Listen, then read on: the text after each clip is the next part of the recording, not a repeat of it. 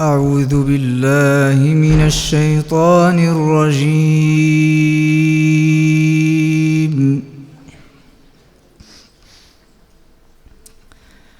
بسم الله الرحمن الرحيم.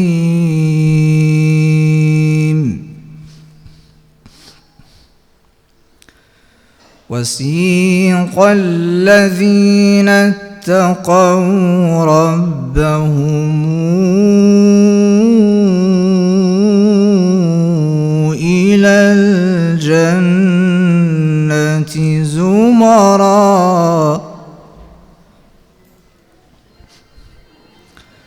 حتى إذا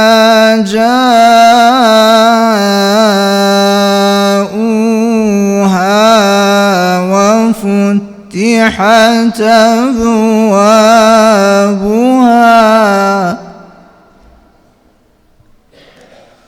وقال لهم خزنتها سلام عليكم طبتم فادخلوها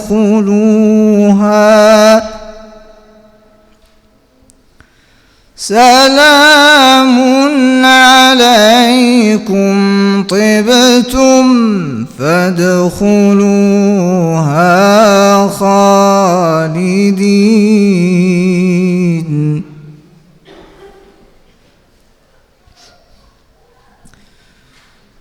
وسيق الذين اتقوا ربهم إلى الجنة زمرا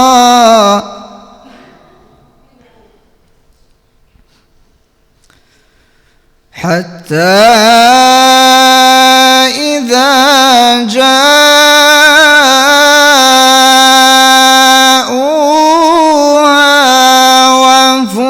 وفتحت أبوابها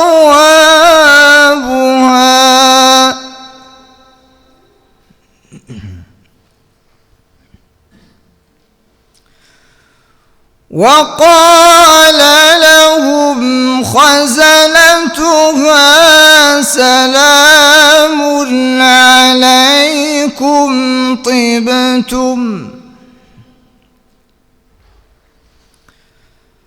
سلام عليكم طبتم فادخلوها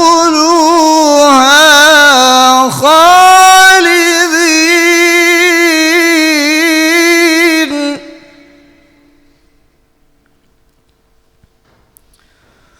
وقالوا الحمد لله الذي صدقنا وعده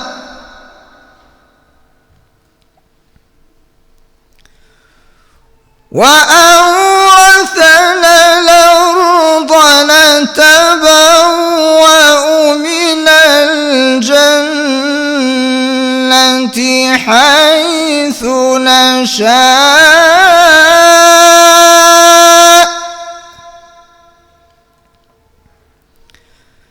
نتبوأ من الجنة حيث نشاء فنعم أجر العاملين.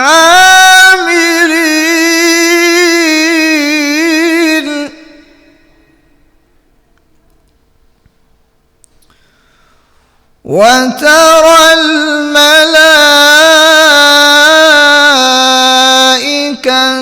حافين من حول العرش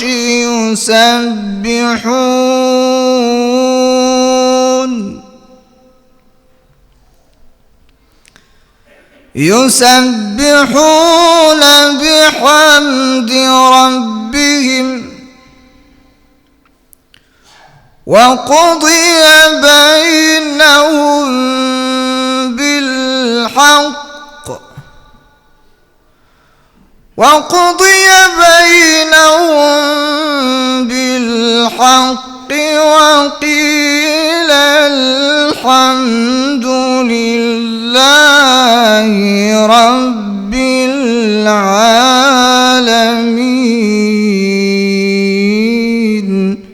صدق الله العظيم. صدق الله العظيم وبلغ رسوله الأمين. نحن على ذلك من الشاهدين، ولا حول ولا قوة إلا بالله العلي العظيم. بسم الله والصلاة والسلام على رسول الله. يحضرنا هذه الليلة في هذه الأمسية الطيبة وهو مسك الختام فضيلة الأستاذ هاني رمضان، وهو غني عن التعريف حقيقة، لأن لو سنذكر المحاسن فسنبقى كل المحاضرة. فهو كما يقول مثل العربي علم في رأسه نار، وهو رجل في رأسه نور إن شاء الله. فسيحدثنا عن اختلاف العلماء وكثرة العلماء وما هي المواقف التي نستطيع أن نتخذها أمام هذا اختلاف العلماء في الإسلام إن شاء الله.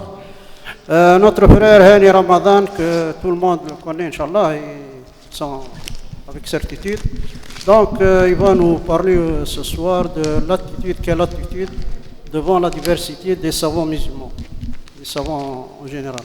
فيتفضل مشكور إن شاء الله. هذا أفضل من كما تحب، أو هذا يكفي إن شاء الله. يكفي خلاص. بارك الله فيك، جزاك الله خيرا.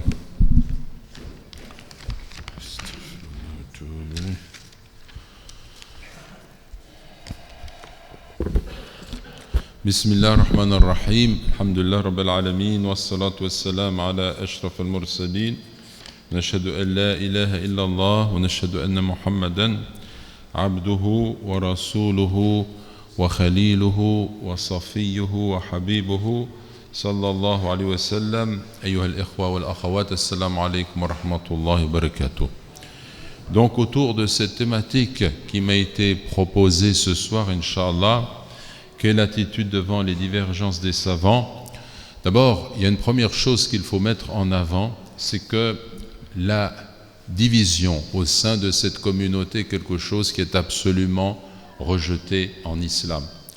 Allah dans le Coran nous dit subhanahu wa ta'ala: Ya ayyuhalladhina amanu taqullaha haqqa tuqatih wa la tamutunna illa wa antum muslimun. Ô vous qui avez cru, craignez Dieu comme il se doit d'être craint, ne mourrez qu'en étant musulmans.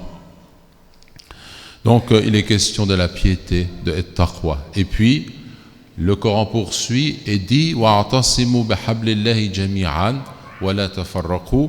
Et tenez-vous tous au lien de Dieu, l'accord de Dieu, et ne vous divisez pas.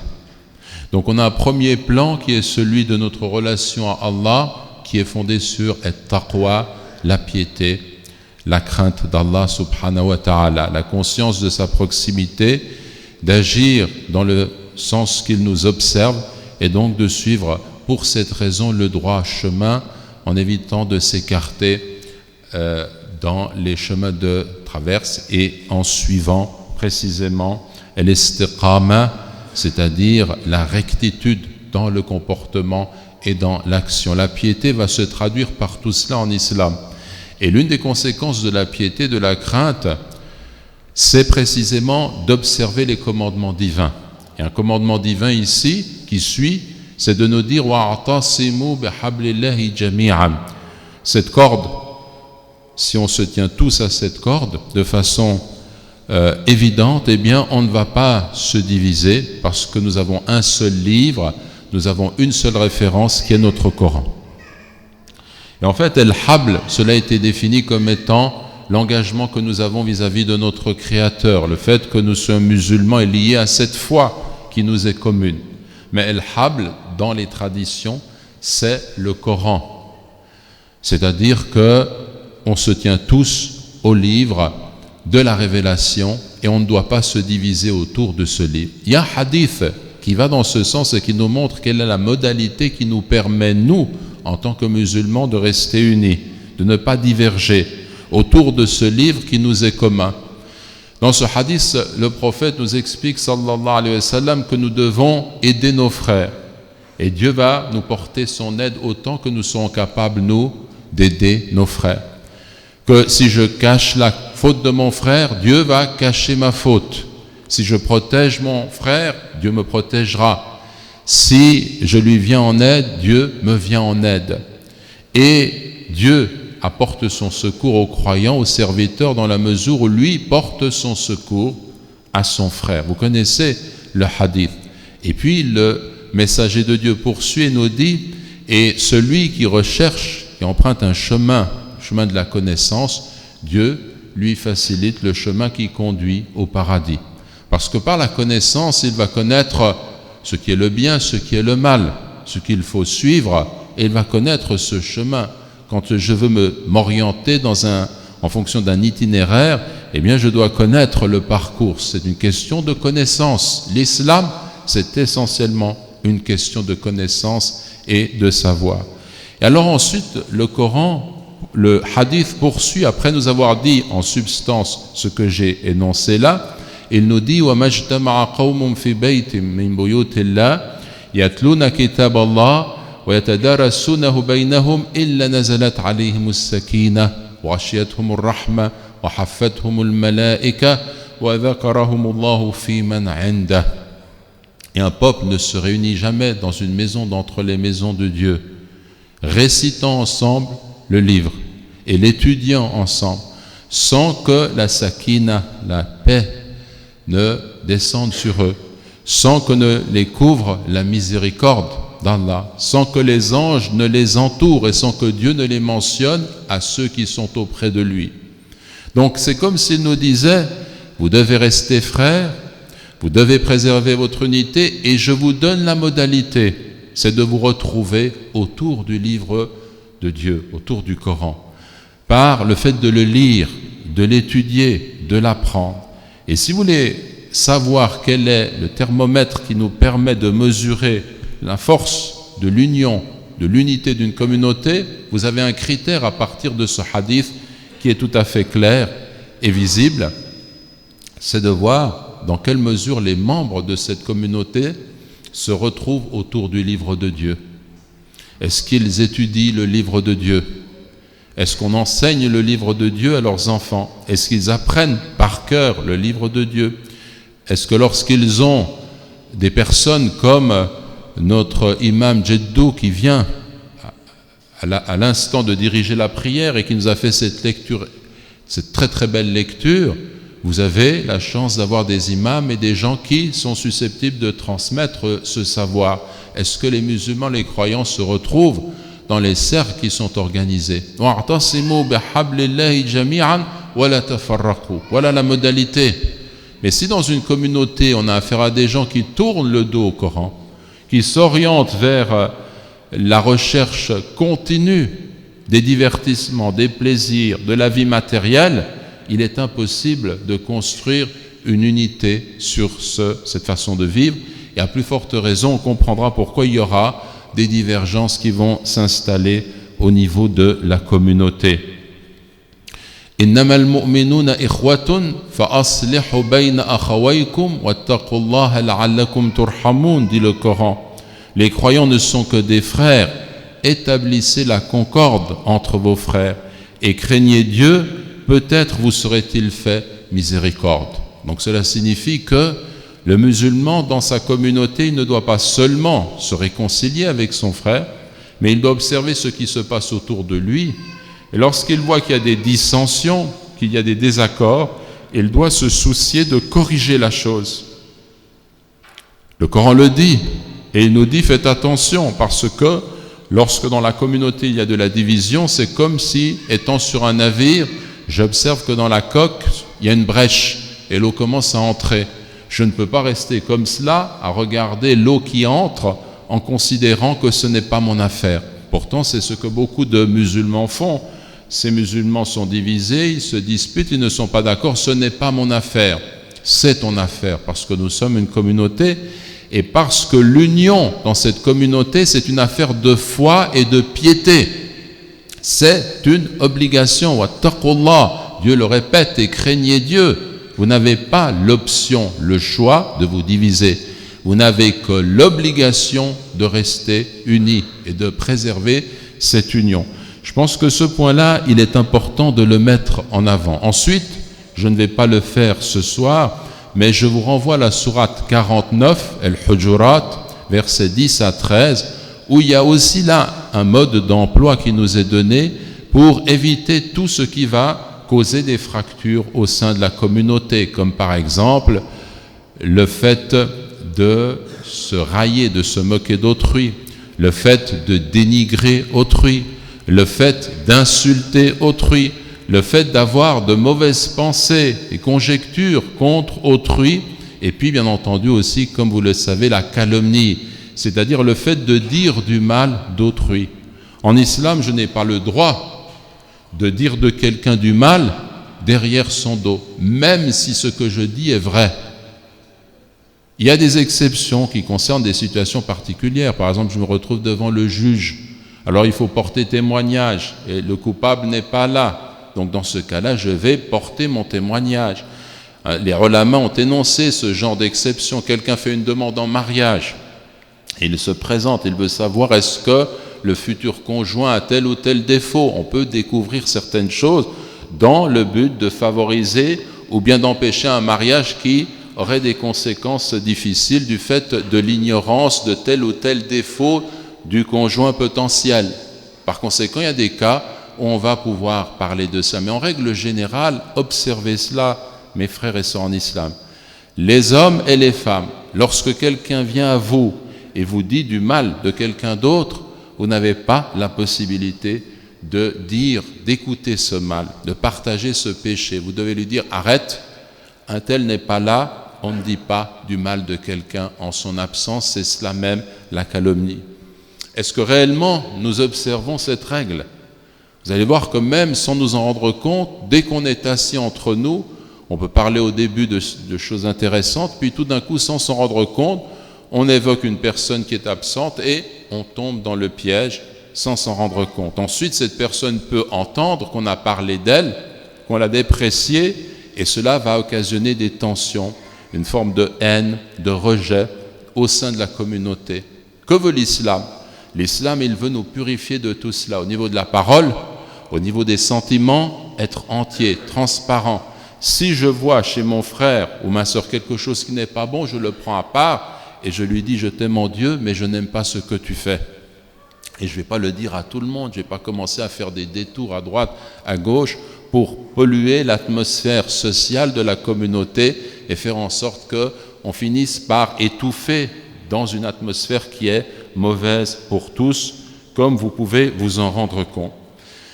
Un autre point, c'est que, en réalité, quand on parle de l'irtilaf, la dissension, ce mot irtilaf signifie qu'on peut avoir sur certaines questions des points de vue qui sont divergents, qui sont différents. Et lorsque ces divergences posent un problème au sein de la communauté, comme le dit le cheikh et le docteur Ali Goumra, eh bien, en fait, il y a deux causes qu'on peut relever également. D'abord, c'est l'ananiya, l'égoïsme, le fait de ramener tout à ana, c'est moi qui ai raison. Très souvent, on se trompe parce qu'on ne sait pas échanger, on ne sait pas discuter. Je peux avoir raison, mais je peux avoir tort aussi, et je peux me tromper. Et l'attitude qui est la bonne, c'est de ne pas identifier la vérité avec moi, mon ego, ana, et l'autre a nécessairement tort. Très souvent, ça vient de cela. Je suis dans la vérité et tu es dans l'erreur. Et on voit des gens qui ont étudié un peu s'ériger ainsi en critère absolu de la vérité. Ana, ce que je dis est la vérité, ce que dit un tel cheikh, je l'ai entendu, c'est la vérité et tu es absolument dans l'erreur. Puis l'autre cause, c'est l'ignorance. L'ignorance, pourquoi ? Parce que l'islam nous enseigne que, comme on va le voir, il y a des fondements sur lesquels il y a convergence, il y a des éléments secondaires sur lesquels la divergence est possible. Mais c'est encore aussi une sunna au niveau de la création de Dieu. Allah a fait que dans la création, en dehors de Sharia même, eh bien, il y a des choses qui sont évidentes. Le ciel, il est au-dessus pour nous, et puis les nuages sont au-dessus, la terre, elle est sous mes pieds.